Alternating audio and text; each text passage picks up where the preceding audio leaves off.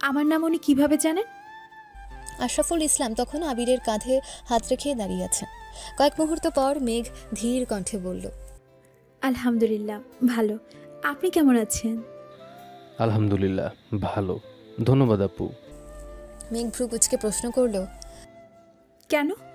আশরাফুল ইসলাম স্বাভাবিক কণ্ঠে বললেন, আপনি চান্স পেয়েছেন বিধায় আজ আমি বিয়ে করতে আসতে পারছি।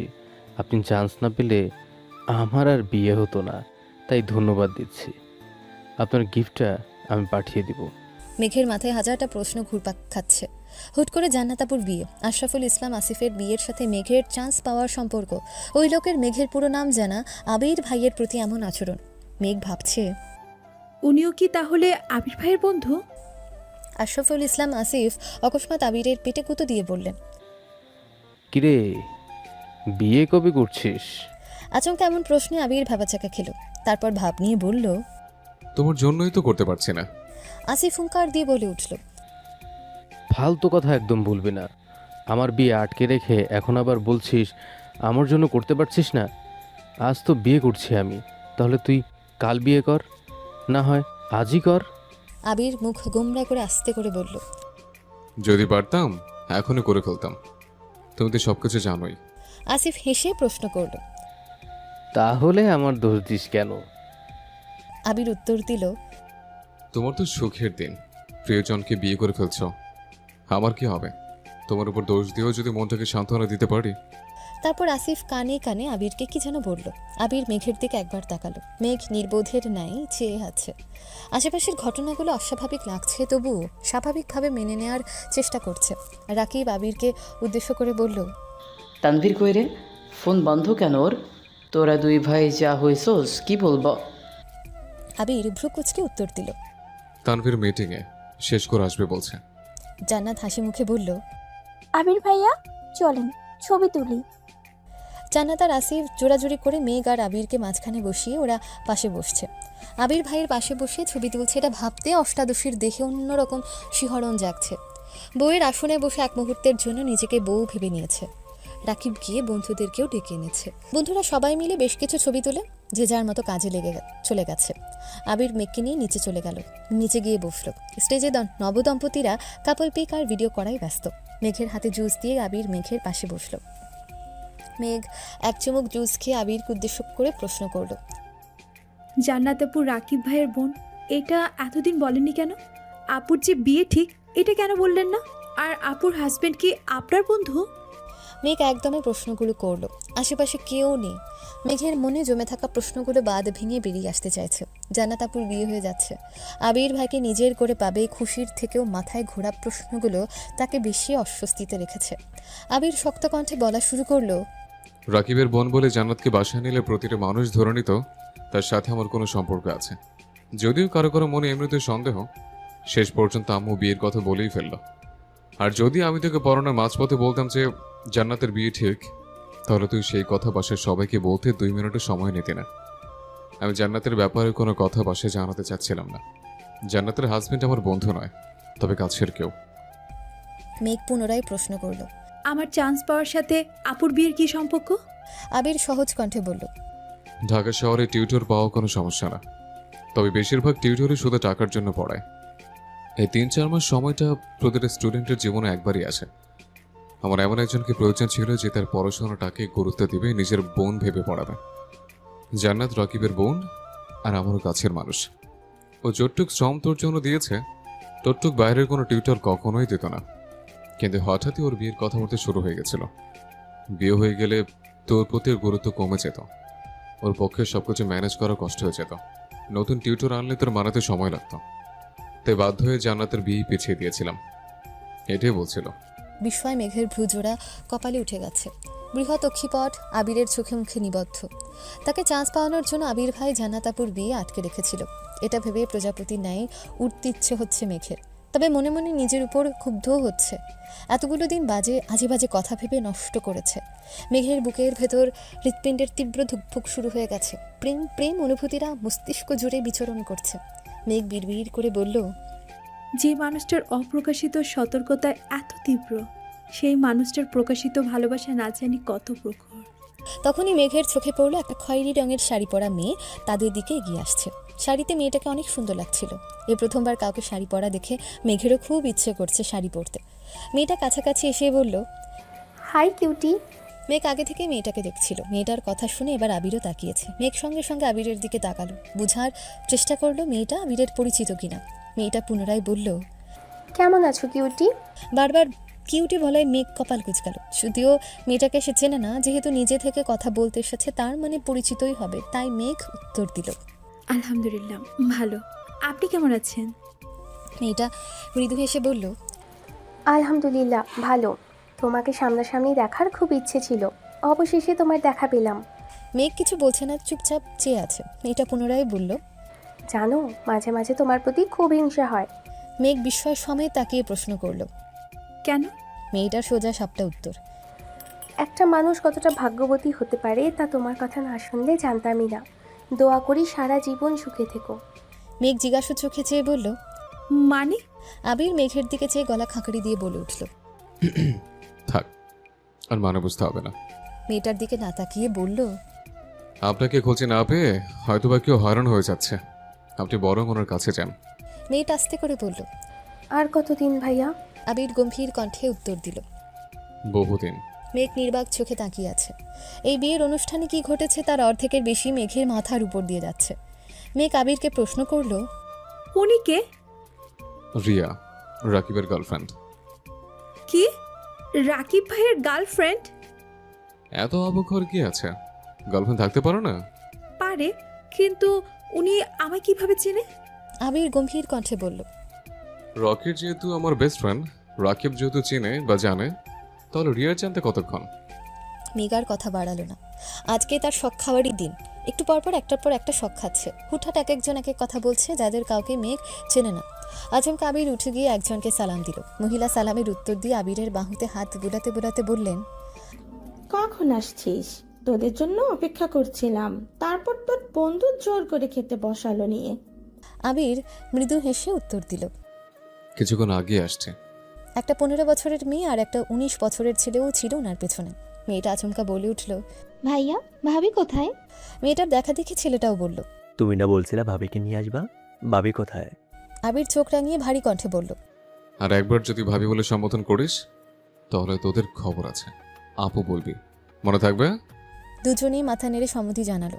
মহিলা আবিরকে উদ্দেশ্য করে বলল, দিবা আসেনি? আবির হ্যাঁ বলে পেছনে ফিরে তাকিয়ে হাত দিয়ে মেঘকে ইশারা করলো। মেঘ উঠে ওনাদের কাছে যেতেই আবির বলল, এই যে তোমার মাহাদিবা। মহিলা সহসা মেঘকে জড়িয়ে ধরে কান্না করে দিয়েছে। হঠাৎ করে জড়িয়ে ধরায় মেঘ কিছুটা নড়ে উঠল। মেঘ পাথরের ন্যায় দাঁড়িয়ে আছে আর মনে মনে ভাবছে, এই মহিলাকে এই জীবনে ওনাকে দেখেছি বলে তো মনে পড়ছে না। উনি জড়িয়ে ধরলেন কেন? আর কান্নাই বা কেন করছেন? একটু পর মেঘকে ছেড়ে মহিলা কান্নারত কণ্ঠে বললেন, মাশাআল্লাহ, অনেক বড় হয়ে গেছিস, দোয়া করি আরো বড় হ। মেয়েটা হাত বাড়িয়ে বলল, হাই আপু, আমি আইরিন। মেঘও স্বাভাবিক হয়ে হাত বাড়িয়ে হ্যান্ডশেক করে বলল, হ্যালো, আমি মেঘ। ছেলেটা বলে উঠল, হ্যাঁ আমরা জানি তুমি মাহাদিবা খান মেঘ। বাই দ্য ওয়ে, আমি আরিফুল ইসলাম আরিফ। জামাইয়ের নামের সঙ্গে মিল আছে দেখে মেঘ ধরে নিল ওনারা জান্নাতাপুর শাশুড়ি আর ননদ, দেবর হবেন। কিন্তু আবির ভাইয়ের সাথে কি সম্পর্ক আর মেঘকে বা কিভাবে চেনে তা বুঝতে পারছে না। মহিলা পুনরায় প্রশ্ন করলেন, তানভীর আসেনি? আবির বলল, না, আসবে কিছুক্ষণের মধ্যে। মেঘ আবারও অবাক হলো। তানভীর ভাইয়াকেও চেনেন, কিন্তু ওনারা কারা মুখের উপর জিজ্ঞেসও করতে পারছে না। তখনই মধ্যবয়স্ক একজন লোক এসেছেন। আবির সালাম দিয়ে হ্যান্ডশেক করলো। মেঘকেও ওই লোকের সাথে পরিচয় করিয়ে দিয়েছে। তখনই রাকিব আর রাসেল ডাকতে আসছে। আবির ওনাদের বসিয়ে মেঘকে নিয়ে খেতে চলে গেছে। খেতে বসেও মেঘের মাথায় শুধু মহিলার কান্না ঘুরছে। মেঘ না পেরে আবিরকে প্রশ্ন করেই ফেলল, আন্টি, এটা কে ছিল? আর উনি আমায় দেখে কান্না কেন করছিলেন? আবির দীর্ঘশ্বাস ছেড়ে বলল, বললাম তো সব বলবো। প্রোগ্রামটা শেষ করে বের হয়, ততটুকু সময় একটু ধৈর্য রাখো প্লিজ। আবির মেঘ খাওয়া শেষ করে। মেঘ আগে চলে এসেছে। আবির রাকিবের সঙ্গে কি যেন কথা বলছিল। তখনই তানভীর আসছে। মেঘকে দেখে প্রশ্ন করল, খেয়েছিস? মেঘ মাথা নেড়ে হ্যাঁ বলল। তানভীর পুনরায় বলল, এই যে তোর জানাতপুর বিয়ে হয়ে যাচ্ছে, এমনভাবে তোকে বিয়ে দিয়ে দিলে কেমন হবে? কথা শুনেই মেঘের অক্ষিপট ভিজে আসছে। জান্নাত আপুর বিয়ে হয়ে যাচ্ছে, রাকিব ভাইয়ার কতই না কষ্ট হচ্ছে। সারা জীবনের জন্য সবাইকে ছেড়ে চলে যাবে। আজকের পর থেকে তো ওনার বাড়িতেই উনি মেহমান হয়ে আসবেন। মেঘকে বিয়ে দিলে এভাবে বাড়ি ছেড়ে চলে যেতে হবে, এটা ভাবতেই কান্না পাচ্ছে মেঘের। বোনের কান্না দেখে তানভীর মেঘের মাথায় হাত বুলিয়ে হাসতে হাসতে বলল, তোর পাগলি, তোকে বিয়ে দেব না, আর দিলেও আমাদের বাড়িতেই রাখবো, চিন্তা করিস না। তখনই আবির আসছে। তানভীরের দিকে তাকিয়ে রাগী স্বরে প্রশ্ন করল, কি বলছিস ওরে? কাঁদছে কেন? তানভীর আস্তে করে বলল, এমনি দুষ্টুমি করেছি। আবির আগে কটমট করছে। মেঘের চোখ থেকে এক ফোঁটা পানি পড়লে আবিরের পায়ের রক্ত মাথায় উঠে যায়। মেঘকে কাঁদতে দেখলে আবিরদের হৃদয়ে আঘাত লাগে। এমনিতেই মেঘ আবেগে হুটহাট কান্না করে, তার উপর কেউ ইচ্ছাকৃত কাঁদালে আবিরের খুব রাগ হয়। স্টেজ থেকে আরিফ ডাকছে, তানভীর চলে গেছে। আবির মেঘকে নিয়ে একটু পড়ে গেছে। রাকিবের বাসার লোক, আসিফদের বাসার সকলে আবির, মেঘ, তানভীর সবাইকে নিয়ে ছবি তুলেছে। ছবি তোলা শেষে তানভীর রয়ে গেছে। জান্নাতের বিয়ে উপলক্ষে আনা স্বর্ণের গলার হারটা আবির মেঘকে দিয়েই দিয়েছে। তারপর সবার থেকে বিদায় নিয়ে বেরিয়ে পড়েছে। আসার সময় সে মহিলা মেঘকে জড়িয়ে ধরে কান্না করেছে। জোর করে 2000 টাকা দিয়ে মেঘের মাথায় হাত বুলিয়ে দিয়েছে। প্রতি সপ্তাহে বন্ধুরা মিলে যে জায়গায় যেখানে আড্ডা দেয়, আজ মেঘকে নিয়ে আবির সে জায়গাতে এসেছে। কিছুক্ষণ আগেই সন্ধ্যা নেমেছে। দুটো চেয়ার সাইডে রেখে মেঘকে বসিয়ে দোকান থেকে একটা আইসক্রিম এনে মেঘকে দিল। মেঘ ধীর কণ্ঠে বলল, আমি আইসক্রিম খাবো না। আমাকে বলুন উনি কে, আমাদের সাথে ওনার কি সম্পর্ক, আর উনি বারবার কাঁদছিলেন কেন? আবির ভারী কণ্ঠে বলল, বললাম তো সব বলবো, আগে তুই আইসক্রিমটা খা। মেঘ আইসক্রিম খাচ্ছে ঠিকই, কিন্তু তার পূর্ণ মনোযোগ আবির ভাইয়ের চোখে মুখে। মাথায় থাকা প্রশ্নের ভিড়ে আইসক্রিমটাও ঠিকমতো খেতে পারছে না, কিন্তু আবির ভাইয়ের সামনে বসে থাকাতে বাধ্য হয়ে খেতে হচ্ছে। মেঘ তাড়াহুড়ো করে আইসক্রিম শেষ করেছে। দুশ্চিন্তা আইসক্রিমটাও শান্তিমতো খেতে পারেনি। এক দৃষ্টিতে আবিরের মুখের দিকে তাকিয়ে আছে, কিন্তু আবিরের দৃষ্টি অন্য কোথাও। আবির নিরবধি আকাশের পানে চেয়ে আছে।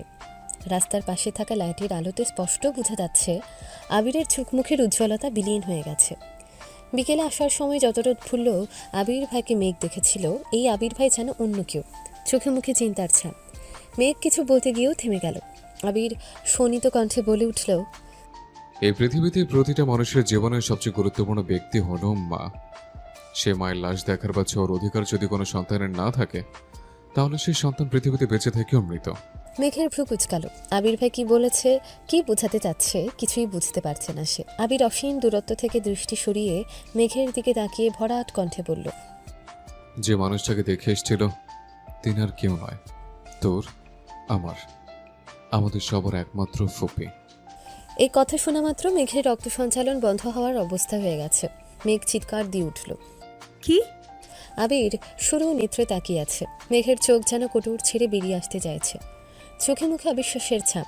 এ কথা কখনোই বিশ্বাসযোগ্য না। জন্মের পর থেকে মেঘ জেনে এসেছে তাদের বাবা চাচা 3 জন। 18 বছর পর হঠাৎ করে ফুপি আসবে কোথা থেকে? আচমকা এমন কথা শুনলে বিশ্বাস করবেন, এটাই স্বাভাবিক। আবির গম্ভীর কণ্ঠে বলল, আমি জানি তুই বিষয়টা তো সহজে মানতে পারবি না, কিন্তু কিছু সত্যি কঠিন হলেও মানতে হবে। মেঘের দম বন্ধ হয়ে আসছে। গলা শুকিয়ে কাঠ হয়ে গেছে। গলা দিয়ে কোনো কথাই বের হচ্ছে না। এতক্ষণ যাবৎ কত প্রশ্নই মাথায় ঘুরছিল, এক মুহূর্তেই যেন সব প্রশ্ন উধাও হয়ে গেছে। মেঘ আতঙ্কিত কণ্ঠে শুধালো, আপনি কি আমার সাথে মজা করছেন? প্লিজ সত্যি করে বলুন উনি কে? আবির কপাল কুঁচকে ভারী কণ্ঠে বলল, তোর সাথে কি আমার মজার সম্পর্ক? আর সিরিয়াস বিষয় নিয়ে আমি মজা কেন করব? ওর নাম মাহমুদা খান আমিনা। নাম শুনে কি মনে হচ্ছে তোর? মেঘ এখনো অবিশ্বাস্য দৃষ্টিতেই তাকিয়ে আছে। ঢোক গিলে ভারী কণ্ঠে বলল, আপন ফুপ্পি? আবির কণ্ঠ দ্বিগুণ ভারী করে বলল, হ্যাঁ, আলী আহমদ খান আর মোজাম্মেল খানের একমাত্র ছোট বোন এবং ইকবাল খানের একমাত্র বড় বোন। মেঘের দোকান দিয়ে হিজাবের উপর দিয়ে গরম বাতাস বের হতে শুরু করেছে। নিঃশ্বাস আটকে আসছে বারবার। আবির ভাই তো মজা করার মানুষ না, আর ওনার চোখ মুখ দেখেও মনে হচ্ছে না যে উনি মজা করছেন। আর বিয়েতে ওই মহিলার আচরণও বুঝিয়ে দিচ্ছিল ওনার সাথে গভীর কোনো সম্পর্ক আছে। তাহলে কি উনি সত্যি সত্যি ফুপ্পি হন? এত বড় কথাটা কোনো দিনও শুনল না, কিন্তু কেন? মেঘ ভাবনা চিন্তা করে প্রশ্ন করল, এত বছরে কোনোদিন তো ওনাকে আমাদের বাসায় যেতে দেখিনি। আব্বুদের আপন বোন হলে বাসায় যান না কেন? আবির মৃদু হাসল, ভরাট কণ্ঠে বলল, ওনাকে বাসায় যেতে দেখবি কিভাবে? তো জন্মের প্রায় 10 বছর আগে উনি খান বাড়ি ছেড়েছেন। 27 বছর হবে ওই বাড়িতে পা পড়েনি ওনার। মেঘ ভ্রুকুচকে প্রশ্ন করলো। কেন, কি হয়েছিল? আবির শান্ত কণ্ঠে বলা শুরু করলো। ফুপি যখন ভার্সিটিতে পড়াশোনা করতো তখন ফুপির একজনের সাথে প্রেমের সম্পর্ক করে ওঠে। পুরো ঘটনা আমি জানি না, তবে বাসায় বিষয়টা জানাজানি হয়ে গেছিল। তখন আমার আম্মু নতুন বউ, বছরখানেক হবে আম্মুর বিয়ে হয়েছে। তোর আম্মুর তখনও বিয়ে হয়নি। ফুপির ঘটনা জানার পর আব্বু আর চাচু ফুপুকে মেরে একটা রুমে 3 মাস দরজা বন্ধ করে আটকে রাখছিল। তখন দাদু বেঁচে ছিলেন, তবে অসুস্থ ছিলেন, কথা বলতে পারতেন না। আম্মু দাদুর যত্ন করতো, আবার ফুপির দেখাশোনা করতো। ফুপি আম্মুর হাতে পায়ে ধরে অনেক কান্নাকাটি করেছে, কিন্তু আম্মুর কিছুই করার ছিল না। 3 মাস ফুপির উপর 2 ভাই অত্যাচার করেছে যেন ওই ছেলেকে ভুলে যায়। একবার যে ফুপি খাওয়া দাওয়া বন্ধ করে দেয়, ধীরে ধীরে অনেক বেশি অসুস্থ হয়ে পড়েছিল। চিকিৎসা করে ফুপিকে কিছুটা সুস্থ করার পর ফুপি বাড়ি থেকে চলে গেছিল। ভাইদের অত্যাচারে সে যে বাড়ি ছাড়ছিল, আর কোনোদিন বাড়িতে ঢুকতে পারেনি। বাড়ি থেকে পালিয়ে গিয়ে ফুপাকে বিয়ে করে বছরখানেক ঢাকাতে ছিল। চিঠির মাধ্যমে আম্মুর সাথে কয়েকবার যোগাযোগ করেছিল। ফুপি বাড়ি ছাড়ার 1 বছরের মাথায় দাদু মারা গেছেন। ভাগ্যক্রমে তখন মেজো মামা আমাদের বাসায় ছিল, ঢাকা চাকরির পরীক্ষা দিতে আসছিল। আম্মু মেজো মামাকে ফুপির বাসায় ঠিকানা দিয়ে দাদুর মৃত্যুর খবর পাঠাইছিল। এই কথা পুরা কেউ জানত না। ফুপি ফুপা দুজনেই আসছিল দাদুকে দেখতে। তখন আসিফ ভাই ফুপির পেটে ছিল। খানবারের চৌকাঠে পা রাখতে আব্বুর চোখ পড়ে দরজায়। চিৎকার দিয়ে 1 সেকেন্ডে দাদুর লাশ চাদর দিয়ে ঢেকে রান্নাঘর থেকে দা নিয়ে বের হয়েছিল। যদি ফুপি চৌকাঠ পার হওয়ার চেষ্টা করে তাহলে খুন করে ফেলব। বাড়ি ভরা মানুষ থাকে, আব্বুকে আর চাচুকে সবে আটকে রাখছিল, নয় সেদিন খুনাখুনি হয়ে যেত। কত কত মুরব্বীর উপস্থিত ছিল, কিন্তু আব্বুর মাথায় সেদিন কেউ ঠান্ডা করতে পারেনি। দাদুর লাশ ছোঁয়া তো দূর, ফুপিকে লাশ দেখতে পর্যন্ত দেয়নি। লাশ দাফন করে বাড়িতে পা রেখে প্রথম প্রশ্নটাই করেছিলেন, আমিনারে খবর দিছে কে? মায়ের মৃত্যুর শোকের থেকেও সেদিন 1000 গুণ বেশি তীব্র ছিল ওনার রাগ। কোনোভাবে জানতে পারছি আম্মুর খবর পাঠাইছে। সেদিন সে অবস্থাতে আম্মুকে বাড়ি থেকে বের করে দিয়েছিল, অথচ ফুপি ওনারই মায়ের পেটের বোন। সে বোনকে খবর দেওয়ার শাস্তি স্বরূপ আম্মুকে 2 মাস নানা বাড়িতে থাকতে হয়েছিল। একদম সংসার ভাঙার পর্যায়ে চলে গেছিল। তখনকার সময় সংসার ভাঙা আম্মুর পক্ষে বা নানা বাড়ির মানুষের পক্ষে মেনে নেওয়া সম্ভব ছিল না। তারপর নানা, বড় মামা, আত্মীয় স্বজনটা অনেক বুঝিয়ে 2 মাস পরে আম্মুকে বাসায় নিয়ে আসছে। আব্বুর শর্ত একটাই ছিল, আর কোনোদিন ফুপির সাথে যোগাযোগ করতে পারবে না। নিজের সংসার বাঁচাতে বাধ্য হয়ে সেই শর্তে মেনে নিয়েছিল আম্মু। মেজো মামা ফুপির বাসায় গিয়ে সব ঘটনা বলে আসছিল। সেই দিন থেকে আজ পর্যন্ত ফুপির সাথে বাসায় কারো যোগাযোগ নেই। মেঘ এতক্ষণ যাবৎ বিস্ময়কর দৃষ্টিতে আবিরের মুখপানে তাকিয়েছিল। নিজের বাড়িতে এত বড় রহস্য লুকিয়ে আছে, অথচ সে কিছুই জানে না। আবির গলা খাঁকারি দিয়ে গম্ভীর কণ্ঠে বলল, তুই আমায় পাষাণ হিটলার বলিস, অথচ আমার থেকে বড় মাপের হিটলার এত বছর যাবৎ খান বাড়িতে রাজত্ব করে আসছেন। যাদের কথার উপর কারো কথা চলে না, যাদের ইচ্ছের বিরুদ্ধে কেউ কিচ্ছু করতে পারে না। ফুপি নিজের পছন্দের মানুষকে বিয়ে করার অপরাধে মায়ের লাশ দেখার অধিকারটা পর্যন্ত হারিয়েছেন। 28 বছর যাবৎ বাবার বাড়ি পা রাখতে পারেন না। কতটা নিষ্ঠুর হলে মানুষ এমন কাজ করতে পারে? মেঘ দীর্ঘশ্বাস ছেড়ে প্রশ্ন করল, আপনি ফুপিকে কিভাবে চিনলেন? আবির শ্বাস ছেড়ে পুনরায় বলা শুরু করলো, আমি ওনার সম্পর্কে জানতাম না। ছোটবেলায় একবার আম্মু পুরাতন জিনিসপত্র বের করছিলেন, তখন একটা অ্যালবাম বের হয়েছিল। আমি অ্যালবামটা খুলে দেখছিলাম। আম্মু আব্বুর বিয়ের ছবি থেকে শুরু করে দাদা দাদুর চাচুর মোটামুটি অনেকের ছবি ছিল। যেহেতু ছোট ছিলাম, আগ্রহ নিয়ে ছবিগুলো দেখছিলাম আর সবাইকে চেনার চেষ্টা করছিলাম। হঠাৎ কয়েকটা ছবি চোখে পড়ে। ছবিগুলো দেখে চিনতে পারছিলাম না বলে আম্মুকে জিজ্ঞেস করছিলাম। আম্মু কিছু বলার আগে আব্বুর রুমে চলে আসছিল। আব্বু আমার হাত থেকে অ্যালবাম নিয়ে আমায় পড়তে বসতে বললেন। আমিও চুপচাপ পড়তে চলে গেছিলাম। এই বিষয়ে আর কিছু ভাবিনি। তার কয়েক বছর পর দেশ ছাড়ার আগে আব্বু আম্মুর কিছু কাগজপত্রের দরকার ছিল। আমি তখন আব্বুর ফাইলে কাগজ খুঁজছিলাম। তখন একটা ফাইল চোখে পড়ে। ওই ফাইলে সার্টিফিকেট, ছবি, আরও কিছু কাগজপত্র ছিল। মাহমুদা খান আমিনা নামটা আমি প্রথমবার সেখানে দেখছিলাম। বাবা মায়ের নামের জায়গায় দাদা দাদুর নাম লেখা ছিল। ছবিগুলো দেখে ছোটবেলা অ্যালবামে দেখা ছবিগুলোর কথা মনে হয়েছিল। আমি সেখান থেকে একটা ছবি নিয়ে গেছিলাম। আম্মুকে একবার জিজ্ঞেসও করেছিলাম, কিন্তু আম্মু বলছেন আম্মু কিছু জানেন না, আর এই বিষয়ে যেন আর কোনোদিন কাউকে কিছু জিজ্ঞেস না করে তখন কিছুদিন আমার মাথায় বিষয়টা ঘুরছিল। পরে ভাবছি হয়তো মারা গেছেন, তাই আম্মু জানে না বা জিজ্ঞেস করতে না করেছেন। বিষয়টা সেখানে ভুলে গেছিলাম, কিন্তু ছবিটা যে আমার কাগজপত্রের সাথে চলে গেছিল এটা আমি জানতাম না। ওইখানে গিয়ে ছবিটা দেখে ফেলতে ইচ্ছে করছিল না, তাই আব্বু আম্মুর ছবির সঙ্গে রেখে দিয়েছিলাম। তবে কোনোদিন এই বিষয় নিয়ে ভাবি নাই। কথাগুলো শেষ করে আবির একটু থামলো। মেঘ জিজ্ঞাসু চোখে চেয়ে থেকে আস্তে করে বলল, তারপর? গত বছরের শেষ দিকে জান্নাত আর আসিফ ভাইয়াকে নিয়ে একটু ঝামেলা হয়েছিল। তখন রাকিব আমাকে আসিফ ভাইয়ার ফেসবুক আইডি পাঠিয়েছিল। ওখানে কভার ফটোতে একটা ছবি ছিল। কেন জানি আমার ছবিতে থাকা মহিলাটাকে খুব পরিচিত মনে হয়েছিল। আমি রাকিবকে বলে আসিফ ভাইয়ের বায়োডাটা সংগ্রহ করি। ওইখানে আমি দ্বিতীয়বারের মতো নাম দেখি, মাহমুদা খান আমিনা। সেদিন প্রথমবারের মতো আমি বড়সড় ধাক্কা খাইছিলাম।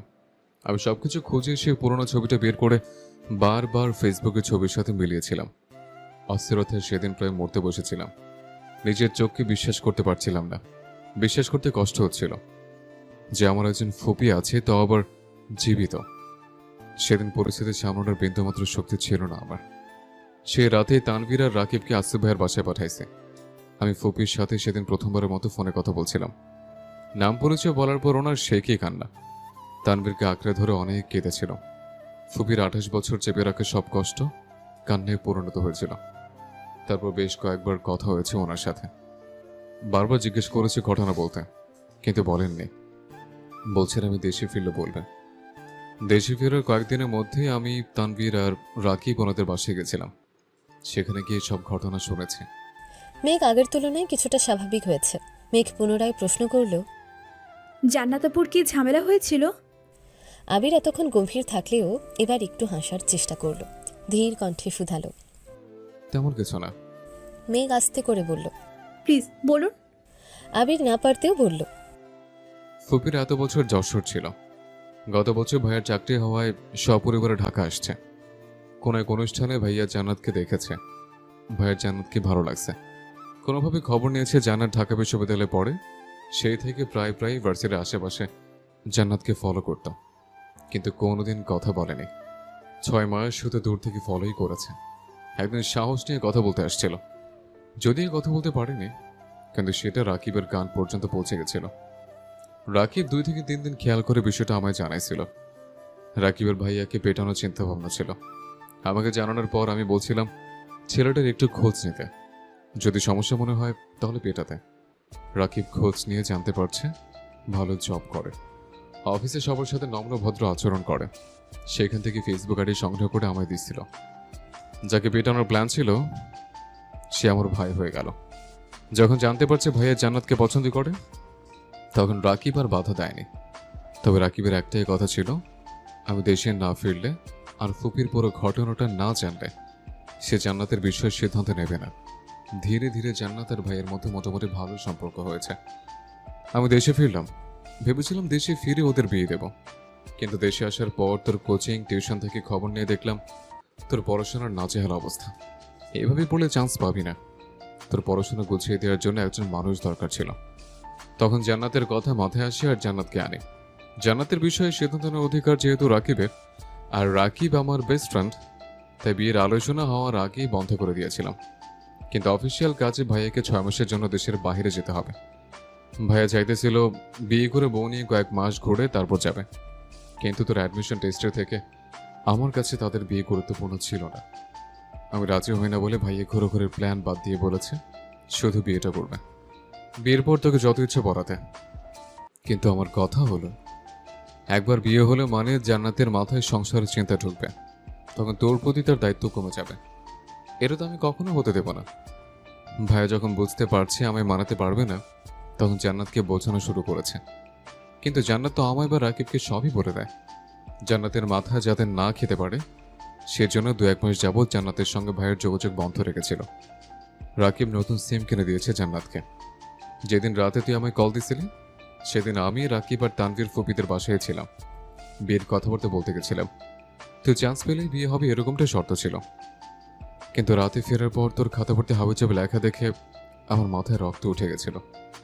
যার জন্য আমি এত মানুষের বিরুদ্ধে লড়তেছি, সে কিনা পড়াশোনাটাকে গুরুত্ব দিচ্ছে না। সেই রাগে সেদিন খাতা পুড়িয়েছিলাম, যাতে তুই পড়াশোনায় মনোযোগ দেস।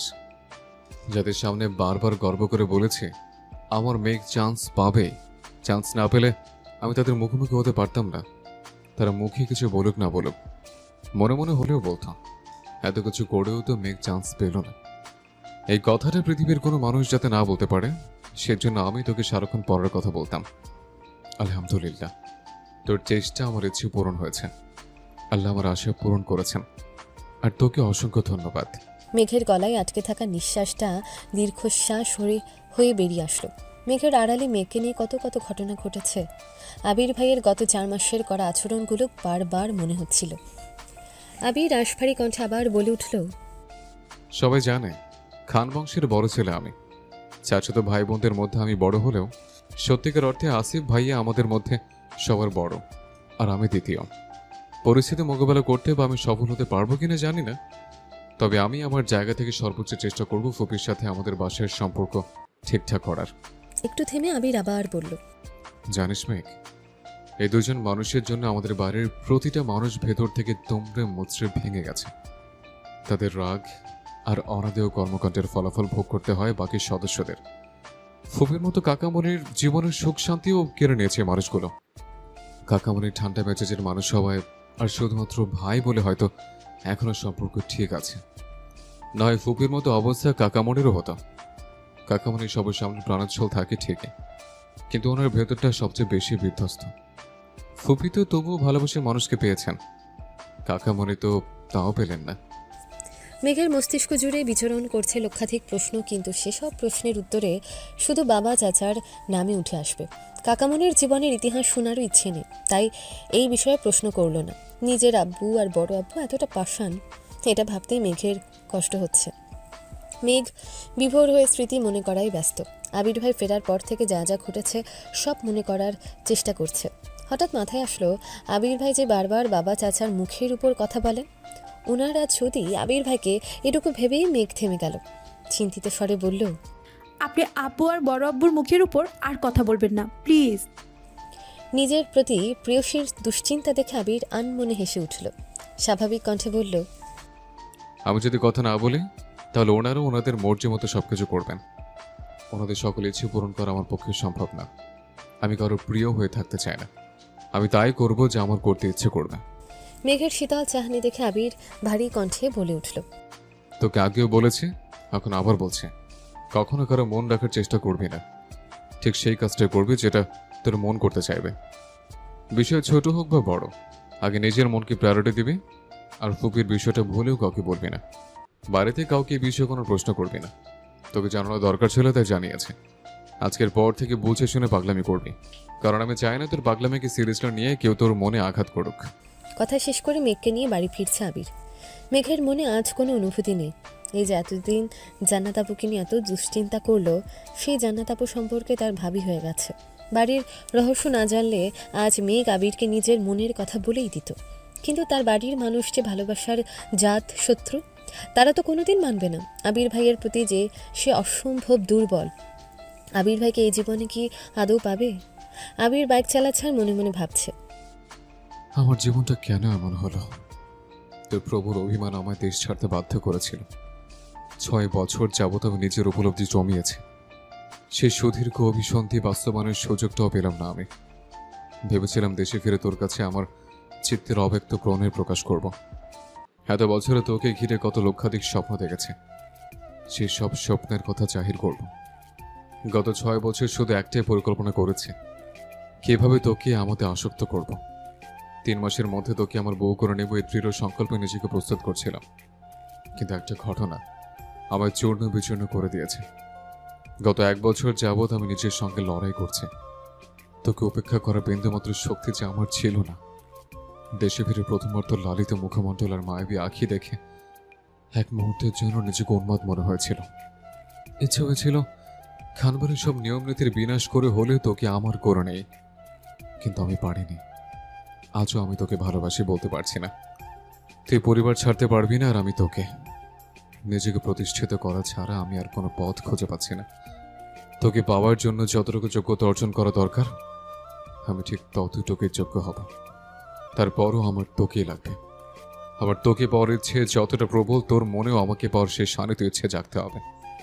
পরিস্থিতি যতই কঠিন হোক, তোর আমার প্রতি প্রগাঢ় আস্থা থাকতে হবে।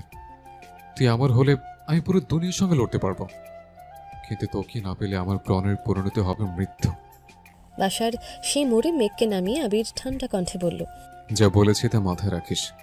সামনে তানভীর আছে, ওর সঙ্গে বাসায় যাবে। বাসায় কেউ কিছু জিজ্ঞেস করলে তোর কিছু বলার প্রয়োজন নেই, যা বলার তানভীর বলবে। জান্নাতের বিয়ের কথা কাউকে বলিস না, আর অতিরিক্ত দুশ্চিন্তা করে নিজের শরীর খারাপ করিস না। ফুপির সাথে সম্পর্কটা আমি ঠিকঠাক করার চেষ্টা করব, তুই সাবধানে থাকিস। তানভীর বাসার কাছে মেঘের জন্য অপেক্ষা করছিল। মেঘকে নিয়ে বাসায় ঢুকেছে। ড্রয়িং রুমে দুই ভাই বসে আছেন। মেঘ আর তানভীরকে দেখে মোজাম্মেল খান প্রশ্ন করলেন, কোথায় গেছিলা? মেঘ তানভীরের মুখের দিকে তাকাতেই তানভীর বলল, তুই রুমে যা। ভাইয়ের কথা মতো মেঘ রুমে চলে গেছে। ওরা দুই ভাই মেঘকে এমনভাবে আগলে রাখে যেন বাড়ির কেউ কিছু বলতে না পারে। বড়রা কিছু বললে কষ্ট বেশি পাবে, কিন্তু তানভীর যেহেতু ছোট থেকে শাসন করে, তাই ভাইয়ের শাসন মেঘের এখন শুয়ে গেছে। তানভীর যা যা কথা বলার তা বলে রুমে চলে গেছে। মেঘ ফ্রেশ হয়ে শুয়ে পড়েছে। বিকেল থেকে এত এত ঘটনার সম্মুখীন হতে হয়েছে, যেগুলো মাথায় স্থির হতেও একটু সময় লাগবে। মেঘের আবেগ অনুভূতি সব বিলীন হয়ে গেছে। আবির ভাইয়ের বলা প্রতিটা কথা মাথায় ঘুরপাক খাচ্ছে। একটা কথা বারবার মনে হচ্ছে, এবারই প্রতিটি মানুষ ভেতর থেকে দুমড়ে মুচড়ে ভেঙে গেছে। ফুপির বিষয় জানার পর মেঘের হৃদয়টা ভেঙে চূর্ণ বিচূর্ণ হয়ে গেছে। 4 মাসের প্রেমানুভূতি প্রকাশ করার আগে সব শেষ হয়ে গেল। আবির ভাইয়ের প্রতি যে আকাশসম প্রলয়ী লীলা, সবই ফিকে হয়ে গেছে। ফুপি আর কাকামনির মনে কতই না কষ্ট। এসব ভেবে কখন যে ঘুমিয়ে পড়েছে নিজেও জানে না। আবিরের জন্য অপেক্ষা করার শক্তিটুকু আর ছিল না। আবির মেঘকে নামিয়ে দিয়ে আবার বিয়ের প্রোগ্রামে গেছে। রাকিবের বেস্ট ফ্রেন্ড হিসেবে এই সময় আবিরকে রাকিবের পাশে থাকা খুব বেশি প্রয়োজন। রাকিবের একমাত্র বোন জান্নাত। রাকিবের আর একটা ছোট ভাইও আছে, তবে বোনের প্রতি ভাইদের ভালোবাসা একটু বেশিই তীব্র হয়। সপ্তাহ খানেক হয়ে গেছে, কিন্তু মেঘের মাথা থেকে ফুপ্পির ঘটনা কোনোভাবেই যাচ্ছে না। যতবার আব্বুকে আর বড় আব্বুকে দেখে, ততবারই মনে হয় ওনারা হিটলারের থেকেও নিকৃষ্ট। এতদিন আবির ভাইকে হিটলার বলায় নিজেই অনুতপ্ত হচ্ছে। এখন আর মেঘ আগের মতন আবিরকে জ্বালায় না, আবিরের রুমে যায় না, অনুভূতি প্রকাশের চেষ্টাও করে না। আব্বু আর বড় আব্বুকে দেখলে যতটা রাগ হয়, আবির ভাইকে দেখলে ঠিক ততটাই কষ্ট হয়। আজ তানভীর প্রোগ্রামে ব্যস্ত।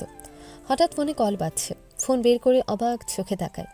বন্যা কল দিচ্ছে। প্রোগ্রাম থেকে বের হয়ে একপাশে গিয়ে ফোন রিসিভ করলো। আসসালামু আলাইকুম। ওয়ালাইকুম আসসালাম। ভাইয়া, আপনি কি বাসায়? ভাইয়া ডাকতে কতবার না করেছি তোমায়। সরি, আর ভাইয়া বলবো না। মেঘের কি কিছু হয়েছে? আমি কল দিলে রিসিভ করে না, হঠাৎ রিসিভ করলেও ঠিকমতো কথা বলে না। বোনও একটু মানসিক চাপে আছে, কিছুদিনের মধ্যে ঠিক হয়ে যাবে। কি হয়েছে? বন্যা মনে মনে ভাবছে, আল্লাহ জানে আবির ভাইকে নিয়ে কোনো ঝামেলাই হলো কিনা। তানভীর বলল, তেমন কিছু না। তোমার কি খুব দরকার? কিছু বলার থাকলে আমায় বলতে পারো, আমি বনুকে জানিয়ে দেব। বন্যা আমতামতা করে বলল, ওই রকম কিছু না, কথা হচ্ছে না তাই চিন্তা হচ্ছিল, এই জন্যই আপনাকে কল দিলাম। তানভীর ঠান্ডা কণ্ঠে শুধালো। আর কোনো কারণ নেই? বন্যা আস্তে করে বলল, না মানে আছে। তানভীর ধীর কণ্ঠে বলল, বলো। বন্যা ঢোক গিলে ভয়ে ভয়ে প্রশ্ন করল, আজকে কি আপনার একটু সময় হবে? তানভীর ভ্রুকুচকে প্রশ্ন করল, কেন? বন্যা একটু থেমে বলল, আপনার সাথে কি দেখা করা যাবে? আপনি মেয়েকে নিয়ে আসলে ভালো হতো, যদি আপনার সময় হয় আর কি। তানভীর জানালো, বনুর মনের অবস্থা খুব একটা ভালো না, তারপর আমি জিজ্ঞেস করব। বনু না আসলে কি আমি আসতে পারবো, নাকি দেখা করতে হলে বনুকে নিয়ে আসতে হবে? বন্যা কিছু বলছে না দেখে তানভীর আবার বলল, আমি বিকেলে কল দিব তোমায়, রাখছি এখন। তানভীর ফোন রেখে আবিরকে কল দিল। আবিরের করা নিষেধ, মেঘকে এখন কোথাও নেওয়া যাবে না। মেঘের মন মেঘকেই ঠিক করতে হবে। সব বিষয়ে আবির বা তানভীর মেঘকে সাহায্য করতে পারবে না। তানভীর কি করবে বুঝতে পারছে না। মেঘকে জিজ্ঞেস না করলে বা মেঘের মতামত না নিলে পরবর্তীতে বন্যা বিষয়টা জানলে তানভীরকে ভুল বুঝবে। আবার মেঘ যদি ঘুরতে যেতে রাজি হয়ে যায়, তাহলে আবির তো তানভীরকে মেরেই ফেলবে। দোটানা কাটিয়ে শেষমেশ মেঘকে কল করলো তানভীর। মেঘ তখন উপন্যাস পড়ায় ব্যস্ত। বাসায় শুয়ে বসে থেকে আর ভালো লাগছিল না। ফোন চাপতে গেলে আবির ভাইয়ের আইডিয়া আসে সামনে। আবির ভাইকে দেখলেই বুকের ভেতরটা কেঁপে ওঠে। পড়াশোনায় চাপ নেই, বাড়ির কারোর সাথে কথা বলতে ভালো লাগে না, চুপচাপ শুয়ে বসে থাকলে বারবার শুধু ফুপ্পির কথা মনে পড়ে। এসব কিছু কাটাতে আবির ভাইয়ের দেয়া উপন্যাসের বইগুলো পড়া শুরু করেছে। বেশিরভাগ সময় উপন্যাসই পড়ে। উপন্যাস পড়ার আরেকটা অন্যতম কারণ হলো নিজেকে সবার থেকে আড়াল করে রাখা। তানভীর 2-3 বার জিজ্ঞেস করেছে ঘুরতে যাবে কিনা, কিন্তু মেঘের ঘুরতে যাওয়ার কোনো ইচ্ছে নেই।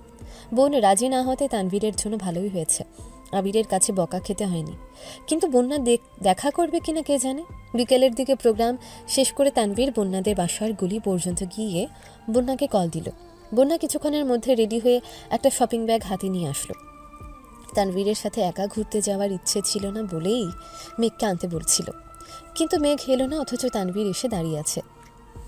তাই বাধ্য হয়ে বন্যা বেরিয়েছে। ঘণ্টাখানেক তানভীরের সাথে বাইকে ঘুরেছে, কিন্তু একবারের জন্য তানভীরকে স্পর্শ করেনি। সন্ধ্যার দিকে রেস্টুরেন্টে বসে আছে বন্যা আর তানভীর। বন্যা আশেপাশে একবার তাকিয়ে পরিস্থিতি বোঝার চেষ্টা করলো, তারপর হাতের শপিং ব্যাগটা তানভীরের দিকে এগিয়ে দিয়ে বলল, এগুলো আপনার জন্য। তানভীর বিস্ময়ের সময় তাকিয়ে বলল, আমার জন্য? বন্যা উপরে নিচ মাথা নাড়ল। কিন্তু কেন? আপনি 2 বার আমায় ট্রিট দিয়েছেন, গিফটও দিয়েছেন, আমারও তো উচিত চান্স পাওয়ার খুশিতে আপনাকে কিছু দেয়া। তানভীর শপিং ব্যাগটা নিজের কাছে এগিয়ে নিল। র্যাপিংয়ে মোড়ানো একটা বক্স খুলতেই চোখে পড়ল একটা কালো চেনের ঘড়ি, অনেক সুন্দর ডিজাইনের, মোটামুটি দামিও। তানভীর ঘুরিয়ে ফিরিয়ে ঘড়িটা দেখে বলল, ঘড়িটা অনেক সুন্দর, কিন্তু আমি তো ঘড়ি পরি না। বন্যা আস্তে করে বলল, ছেলেদের হাতে ঘড়ি থাকলে ভালো লাগে, তাই নিয়েছি। আপনি ঘড়ি পরেন কি না তা তো আমি জানতাম না। ব্যাপার না, পছন্দ করে এনেছো তার জন্য ধন্যবাদ। এই বলে তানভীর ঘড়িটা হাতে নিল। শপিং ব্যাগে আরেকটা সুন্দর ওয়ালেট আর ঘড়ির বক্স শপিং ব্যাগে রেখে খাওয়া দাওয়া করে বন্যাকে বাসার কাছে পৌঁছে দিয়ে তানভীর বাসায় আসছে। আবির ড্রয়িং রুমে বসে কফি খাচ্ছিল। তানভীরের হাতে ঘড়ি দেখে কপাল কুঁচকে ঠাট্টার স্বরে বলল, কারোর জন্য কেউ একজন তার ইচ্ছের বিরুদ্ধে কত কাজই না করছে, অবশ্য এসব দেখতে ভালোই লাগছে। তানভীর ঘড়ি পরা হাতটা নিজের পেছনে লুকিয়ে মন খারাপ করে বলল, মজা করছো? আবির সশব্দে হেসে উঠল। তানভীর গাল ফুলিয়ে সিঁড়ি দিয়ে হাঁটছে। আবির সোফায় বসে সেদিকে তাকিয়ে হেসেই যাচ্ছে। বেশ কিছুদিন কেটে গেল। খাবার টেবিলে দেখা হয় মেঘ আবিরের। মেঘ 2-1 আবির ভাইয়ের দিকে তাকায়, চোখাচোখি হলেই চোখ নামিয়ে নেয় মেঘ। আবির সকালে খেয়ে অফিসে চলে যায়। মিম আর আদিও স্কুলে চলে যায়।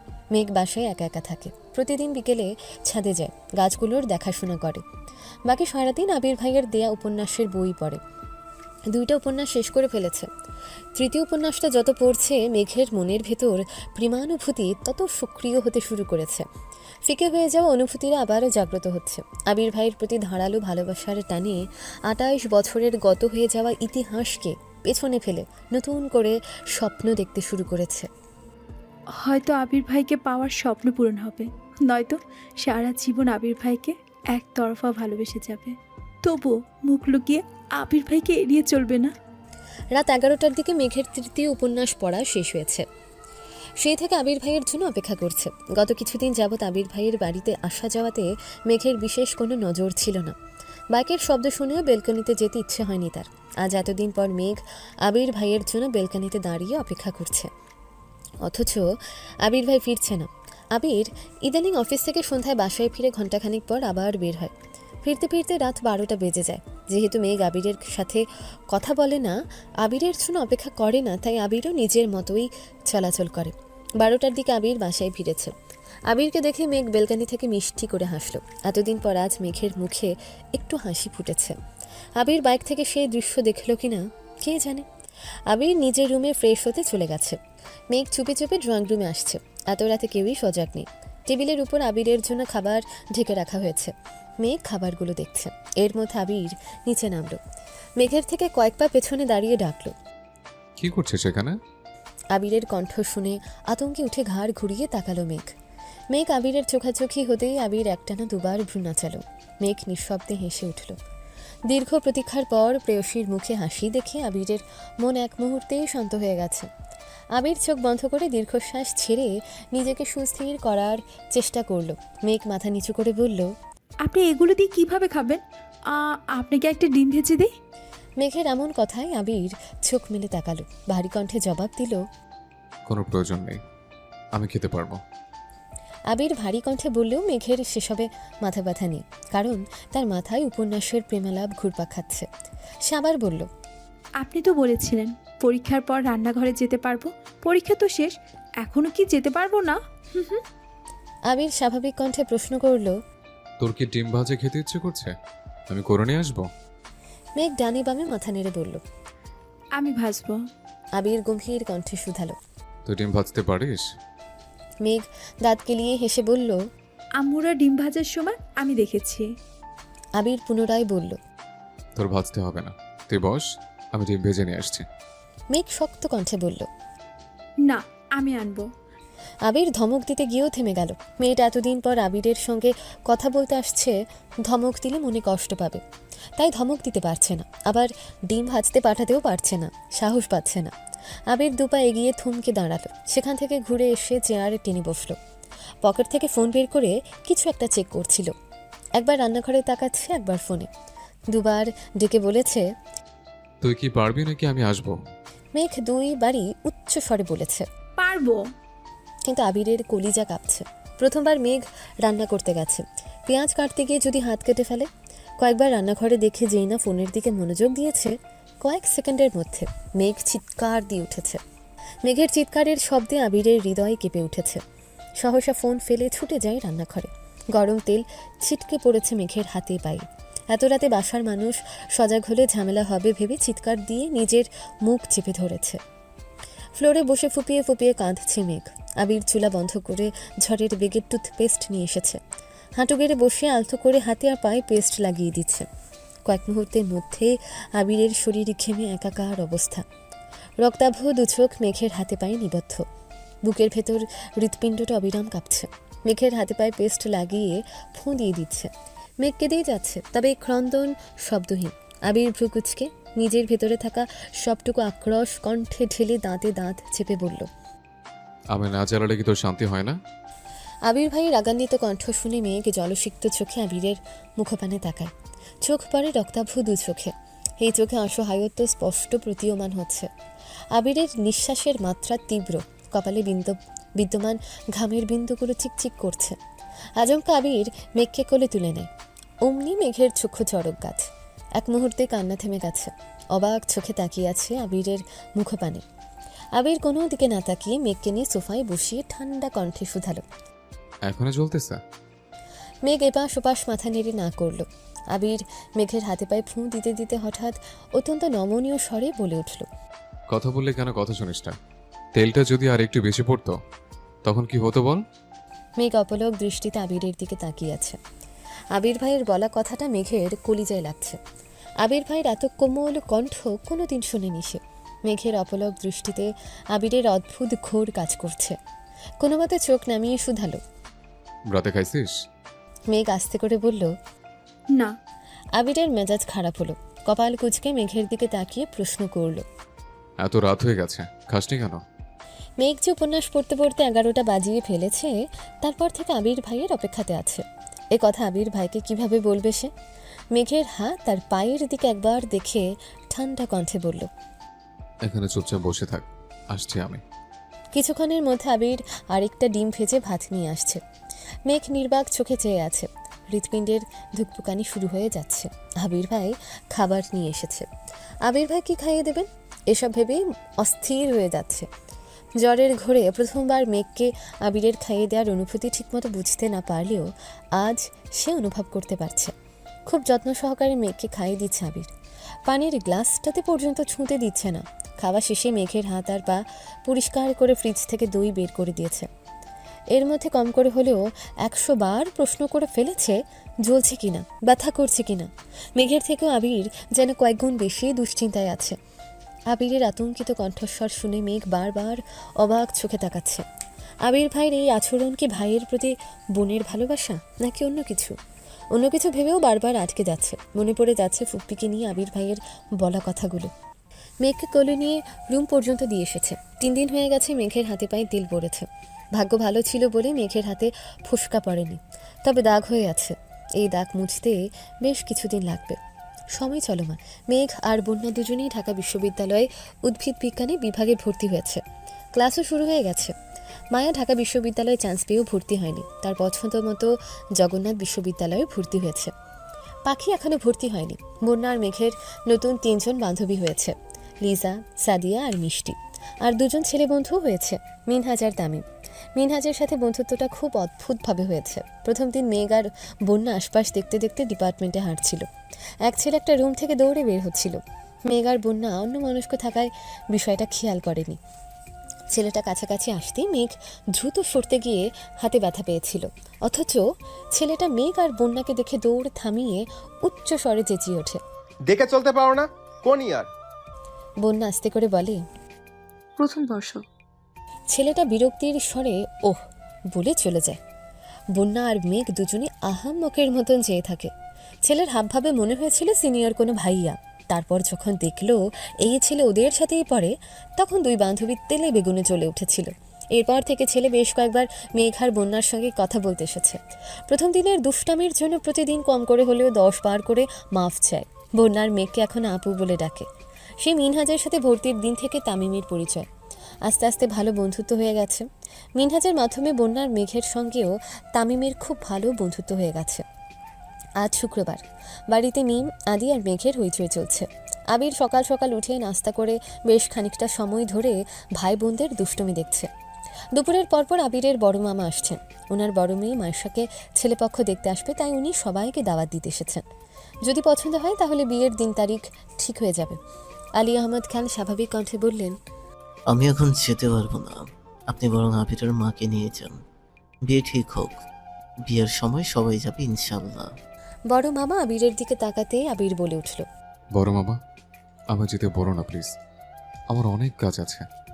তুমি আসছো যেহেতু আম্মুকে আজই নিয়ে যাও, এতে কোনো সমস্যা নেই। তবু আমায় যেতে বলো না। বড় মামা একটু রেগে বললেন, এখন তোদের সমস্যা শুনছি, কিন্তু বিয়ের সময় আমি কারো কোনো সমস্যা শুনতে চাই না। আমার মেয়ের বিয়েতে সবাইকে উপস্থিত থাকতে হবে।